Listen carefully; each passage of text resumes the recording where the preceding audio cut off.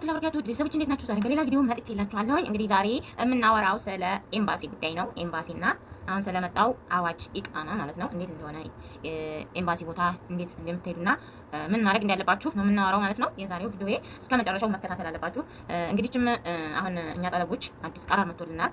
እሱም እንግዲህ ለ6 ወር ተሰጥቶናል። ከ6 ወሩ አሁን ወደ 2 ወር ደርሰናል። እንግዲህ ኢንሻአላህ ያሰብነውን ፈጣሪ ያሳካለን። ሁላችንም እዚህ ሀገር ላይ ህጋዊ ብንሆን ደስ ይላል። አሁን በጣም ህጉ እየጠበቀ ነው። ሀይቀተን 3 4 5 ሄጃለሁ ወደ ኤምባሲ ቦታ በጣም ከባድ ናቸው። ሀይቀተን ምንም ህዝብ አይሰናገድም። ሄዳችሁ እንዳትመለሱ ነው። አንዳንድ መረጃ ልሰጣችሁ ነው።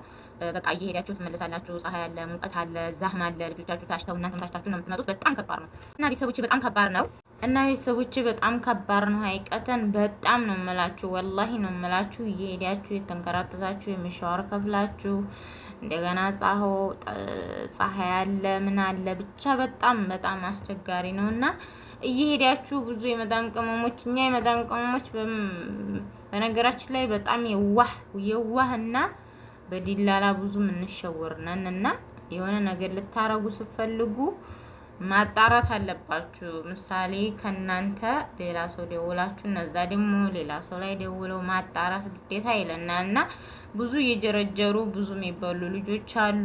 ብዙ ኪሳራ ስቃይ ያለበት እና ግዴታ ጥንቃቄ እንድታረጉ አንዳንድ ነገር ነግራችሁን ነው። እና ኤምባሲ ቦታ ስትሄዱ አንደኛ ከስራ ቦታም ከሆነ ጓደኛ ይዛችሁ ብትሄዱም አሁን ላይ ህጉ አያስገቡም። ባለ ሀጃ ብቻ መግባት ያለበት ይላሉ። ለምን እዛ ውስጥ እርግጥ ደላላዎች ይኖራሉ፣ ግን ሀይቀተን በቃ መተረማመስ ነው። ምንም እንትን አይሉም። ሀይቀተን በጣም ከባድ ነው ወላሂ። እና ምን ታደርጋላችሁ መሰላችሁ? ስትሄዱ አሁን ልጅ መላክ የፈለገ እንዳትሄዳችሁ ከስራችሁ እንዳትመለሱና ፀሐይ እንዳይመታችሁ ዛህማም ስላለ ልጆቻችሁ እንዳይሰቃዩ ኤምባሲ መሄድ ከፈለጋችሁ አንደኛ መታወቂያ ላዚም ነው። ላዚም ይሏችኋል። መታወቂያ ላዚም ነው። ምሳሌ ኢትዮጵያ መታወቂያ ካላችሁ ከዛ በፎቶ ይልክላችኋል። እዚህ ኮፒ ትስባላችሁ ማለት ነው። ሁለተኛ ደግሞ አሁን ላይ ህጉ ሁለት ልጅ መያዝ አይቻልም። አንድ ልጅ ነው መባል የተያዘው። ያኔ አንዲት እናት የራሷ ልጆች ከሆኑ ይዛ መግባት ትችላለች። አንድ አይሉ ሶስትም መያዝ ትችላለች። ባህርተኛ ከሆነ የጠለቦች ዝግ ነው። ጠለብ ይሄ ዚያራ ምናምን ዝግ ነው። ኢቃማ ያለው ራሱ የራሱ ልጅ መሄድ አይችልም። በሌላ ነው በሌላ ስም አስመዝግቦ ነው። ለምን የራሱ ልጅ እንኳን ይዞ ቢገባ ኒሃይ ስለሚወጣ ማለት ነው። ህጉ በጣም ከብዷል። እና ቤተሰብ ሁለተኛ እንደነገርኳችሁ አንደኛ መታወቂያ ብለናል። ሁለተኛ ደግሞ የራሳችሁ ልጆች መሆናቸውን የሚያረጋግጥ ማስረጃ አምጡ ይላሉ። ያው ታውቃላችሁ ብዙ እህቶቻችን ሲገቡ የሰው ይዘው ስለሚገቡ ያ ማስረጃ አይኖርም። ከዛ በብር ምናምን ይላሉ ማለት ነው። ይሄ ራሱ ደላልነት ነው። እና ሶስተኛ ደግሞ ይሄን እንድታውቁ ነው፣ እንዳትንከራተቱ። ሶስተኛ እንትን መግባት አይችልም ማለት ጠለብ መግባት አይችልም። ጠለብ መግባት ስለማይችል አትሂዱ።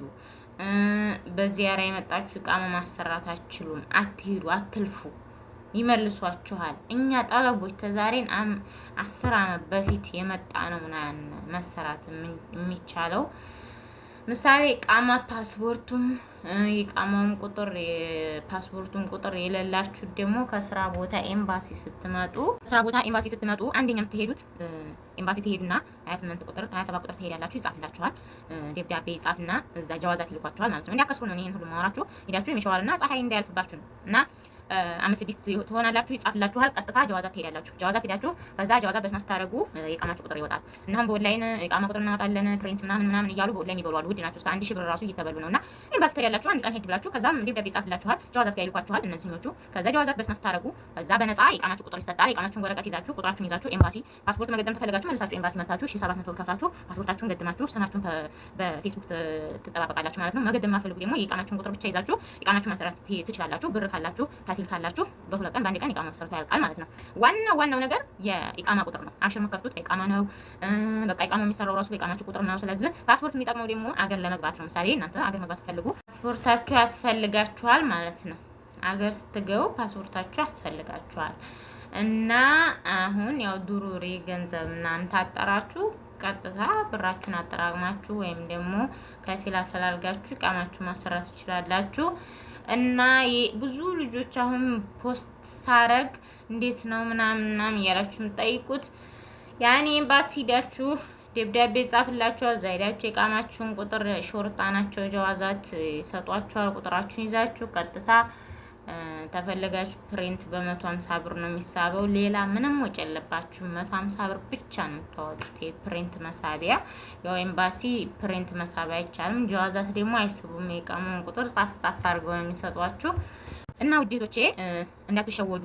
እዛው ኤምባሲ ጀዋዛትን ቶሎ እኛ እንችላለን እኛ እንደዚህ እናደርጋ የሚሏችሁን አትስሟቸው። ሌባ ናቸው ወላሂ፣ በላተኛ ነው ህዝቡ ማለት ነው። በተለይ መዳም ቅመም በቁሟ ሊበሏት ነው የሚደርሱት እና ጥንቃቄ ማድረግ አለባችሁ። አጣሩ፣ ተደዋወሉ። ወላሂ መሆናችኋል ከብት የምትሆኑት እና ጥንቃቄ አድርጉ። እዛ ሄዳችሁ ከስራችሁ ፀሐዩ ሙቀቱን ተፈራርቆባችሁ ተመጡ ማለት ነው እና ልጆቻችሁን ደግሞ አረኔ እኔ ምን ልበላችሁ የኢትዮጵያ ህዝብ ሁልጊዜ እንደተሰቃየ ነው የሚኖረው ሁልጊዜ ማለት ነው። በጣም በቃ ልጆቹ ማልቀስ ማልቀስ ማልቀስ እዛ እንደፈለጉ አሰና። አረ ከባድ ነው ወላሂ ነው የምላችሁ።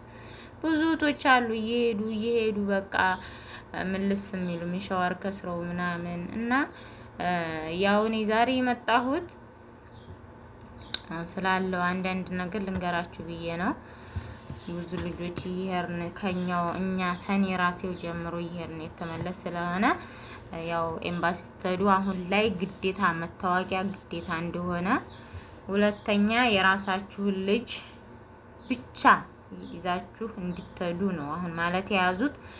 የራስሽ የኔ ነው ብለሽ ራሱ ትከራከሪ ማስረጃ አምጪ።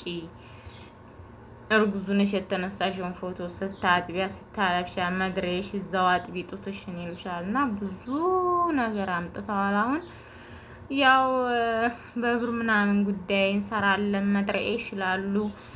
እዛው ደላላዎች ምልያን ናቸውና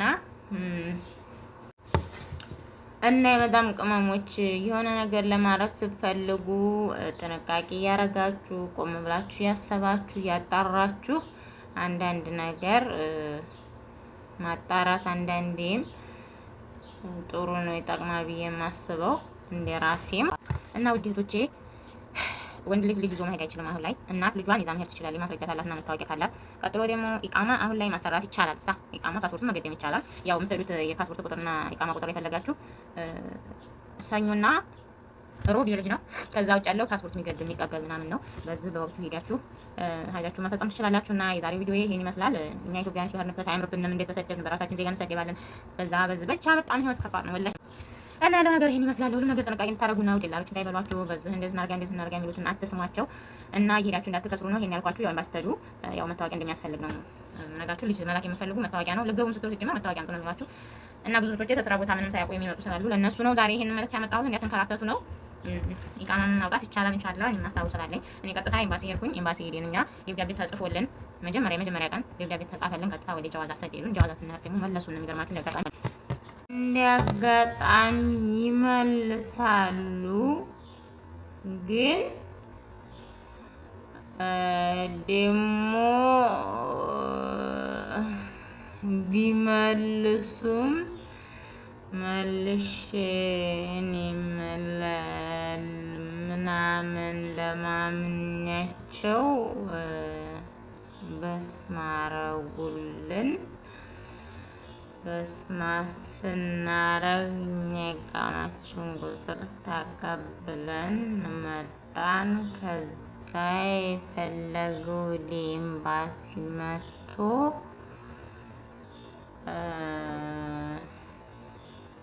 እንትን አረገ ማለት ነው።